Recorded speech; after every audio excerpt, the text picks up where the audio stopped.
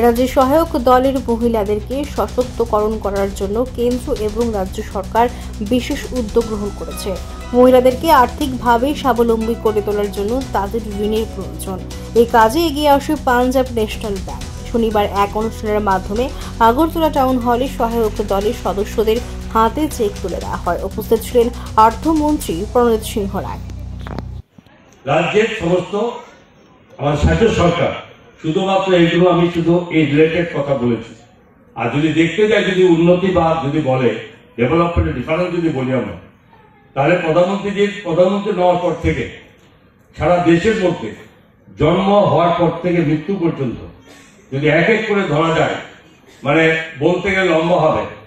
মানে জন্মের পর থেকে সন্তান মায়েদের যে সুযোগ দেওয়া হয়, তাদের চিকিৎসা পরিষেবা থেকে শুরু করে এবং তাদের জন্য যারা সরকারি চাকরিতে থাকে তাদেরকে ছুটির বরাদ্দ করা, এরপরেও তাদের কেয়ার করার থেকে লম্বা সময় পর্যন্ত, তারপর থেকে রেশনিং ব্যবস্থা সবাই জানেন যে আজকে 2028 পর্যন্ত চলবে, যে প্রত্যেকটা পরিবারকে 80 কোটি পরিবার, 80 কোটি লোক, যেখানে এই দেশের মানুষের এই বিনা পয়সা তাদের রেশনের সমস্যা প্রধানমন্ত্রী ব্যবস্থা করেছেন।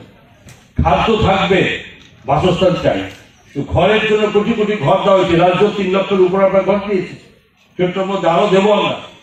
যারা ন্যায্য ঘর পেতে পারে সেই ব্যবস্থা হবে। পানীয় জলের ব্যবস্থা, বিনা পয়সা পানীয় জলের কানেক্টিভিটি করা হয়েছে। বিনা পয়সায় সেখানে শৌচালয় পরিচ্ছ ঘরের সঙ্গে যুক্ত আছে।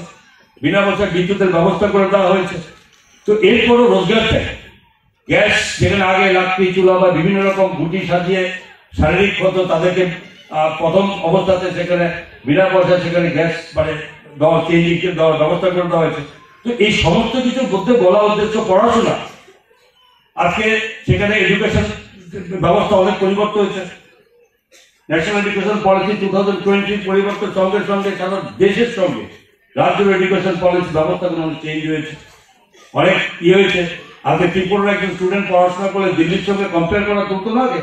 আজকে ত্রিপুরার ছেলে পড়াশোনা করলে আজকে সেখানে দিল্লি, বোম্বে বা অল ইন্ডিয়াতে সেখানে কম্পেয়ারের প্রশ্ন আছে। কোথায় ডিফারেন্স হয়েছে? কৃষি ব্যবস্থা কত উন্নত হয়েছে। মনে আছে আমাদের 6550 টাকা ছিল পার হেড, সেখানে কৃষিকে তাদের রোজগার ছিল।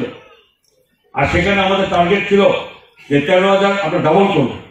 তো আজকের দিনে official non official but official হবে এই অ্যাসেসমেন্ট চলছে, যেখানে রাজ্যের কৃষি যারা জীবী তাদের রোজগার যারা 6550 থেকে শুরু করেছে আমরা, আজকে তাদের এটা 13,000 কমপ্লিট করে তারা সেই মানে আমরা ডাবল ইনকামে আনতে পেরেছি। এই জায়গায় থেমে থাকতে হবে, এরপরে আমাদের এগোতে হবে। পার ক্যাপিটা আমাদের যদি এখন ধরি আমাদের এই ইয়েতে, এবং সেখানে আমরা অনেক আগে প্রায় 1,77,000 টাকার মতো পার ক্যাপিটা আমাদের ইনকাম আছে মাথা পিছু।